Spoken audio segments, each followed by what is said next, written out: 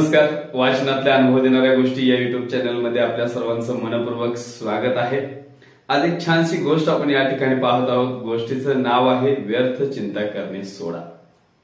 व्यर्थ चिंता करणे सोडा आणि आजचा क्षण जगा. कदाचित भविष्यामध्ये येणारं जे भलं मोठं संकट आहे त्याची उकल भविष्यात देणार असेल, त्याची चिंता जर आज आपण करून आजचा दिवस सुद्धा जर व्यर्थ घालवत असू ना, तर हे समीकरण चुकीचं आहे.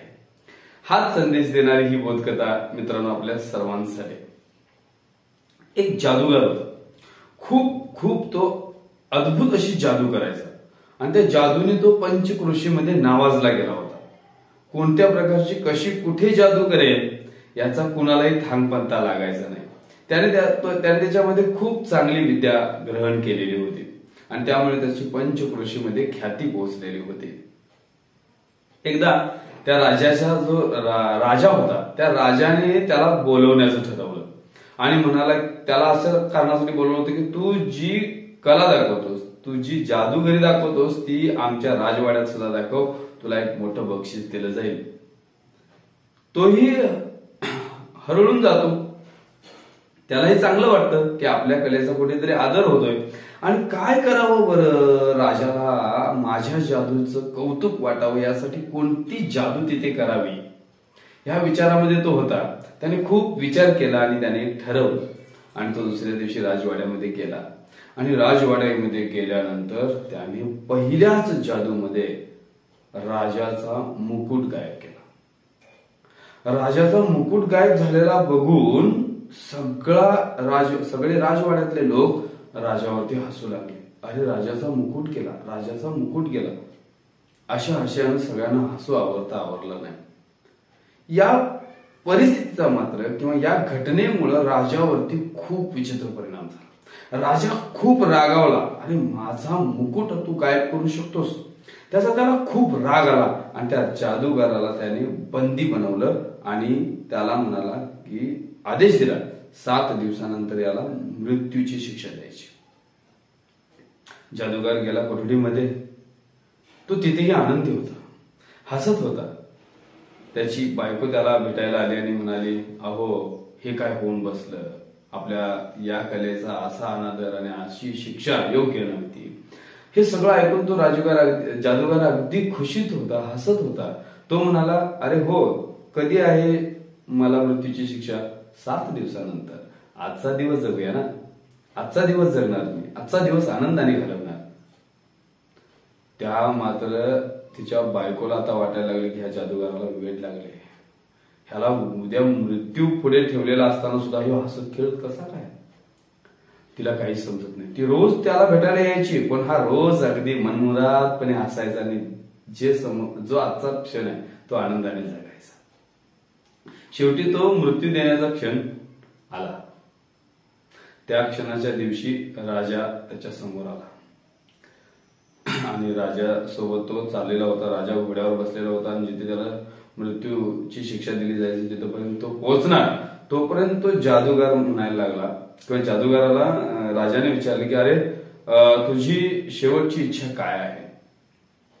तो म्हणतो, माझी शेवटची इच्छा काहीही नाही, पण माझ्या एक डोक्यात असं होतं, मी एक 6-7 महिन्यापासून ती विद्या ग्रहण करत होतो जादूची. घोड्याला पंख येतील आणि घोडा आकाशात उडू शकेल असा मी घोडा तयार करणार आहे. ती फक्त माझी इच्छा राहिली. ते मला जर पूर्ण करता आलं असतं तर मला खूप बरं वाटलं असतं. राजाच्या मनामध्ये मात्र पाल चुकली. राजा म्हणाला, जर त्याने असा घोडा जर बनवला आणि तो घोडा मला मिळाला तर मी कुठल्याही परकीय सत्तांच्या वरती कसंही आक्रमण करू शकेन आणि मी बलाढ्य होईल. असं त्याच्या मनामध्ये विचार आला आणि त्याने काय ठरवलं, ठीक आहे, तुला मी या मृत्यूशय्येपासून बाजूला करू शकतो जर तू मला तो घोडा बनवून दिलास तर, आणि फक्त तुला मुदत असेल 1 वर्षाची. 1 वर्षाच्या आतमध्ये तू मला घोडा बनवून दिलास तर तुला तुझी मृत्यूची शिक्षा माफ केली जाईल. तो म्हणाला, ठीक आहे, मी बनवून देईन. आणि तो घरी निघाला. घरी सगळे रडत बसलेले होते. आता हा जादूगार मरण पावणार, पण तो जिवंत असलेला बघून सगळ्यांना बरं वाटलं. सगळे जिकडे तिकडे निघून गेले. संध्याकाळ झाली. बायकोसोबत हा झोपायला जात होता तेव्हा बायकोने विचारलं की अहो तुम्ही असं काय केलं की तुम्ही तुमचं जीवन वाचवलं कसं, शिक्षा कशी कमी केली महाराजांनी, शिक्षा माफ कशी केली तुमची. तर त्याने घडलेली सगळी हकीकत सांगितली. मी एक जादूचा घोडा बनवणार आहे आणि पंख असलेला घोडा बनवणार आहे आणि तो बनवल्यानंतर 1 वर्षाने जर मी तो राजाला दिला तर मला राजा मृत्यूच्या शिक्षेतून माफ करणार आहे. ती पत्नी पुन्हा भुसकाळ्यात पडते. अहो तुम्ही असं कसं बनवू शकता, हे शक्य आहे का, ह्या गोष्टी होऊ शकतील का. त्या जादूगारालाही ते माहिती होतं की ही गोष्ट कधीही घडू शकणार नाही, पण तो म्हणतो 1 वर्षाची मुदत आहे ना आपल्याकडे, मस्त जगायचं, आत्ताचा क्षण जगायचा. जो 1 वर्षानंतर संकट पुढे येऊन ठेपणार आहे त्याची चिंता करून मी आजचा दिवस वाया घालवणार नाही. मी आजचा दिवस आनंदाने जगणार, उद्याचा दिवस आनंदाने जगणार आणि मी व्यर्थ चिंता पुढच्या संकटाची करणार नाही. बायकोला वाटलं ह्याला खरंच खूळ लागलेला आहे, वेड लागलेला आहे, हा आता असं काही बनवू न शकताना सुद्धा ह्या अटीवरती सुटून इथे आला. 1 वर्षानंतर महाराज याला काही सोडणार नाही, महाराज याला तेव्हा मृत्यूची शिक्षा देणार म्हणजे देणार. बायको चिंतेत पडलेली, पण हा अगदी मनमुरादपणे आपलं आयुष्य जगत होता.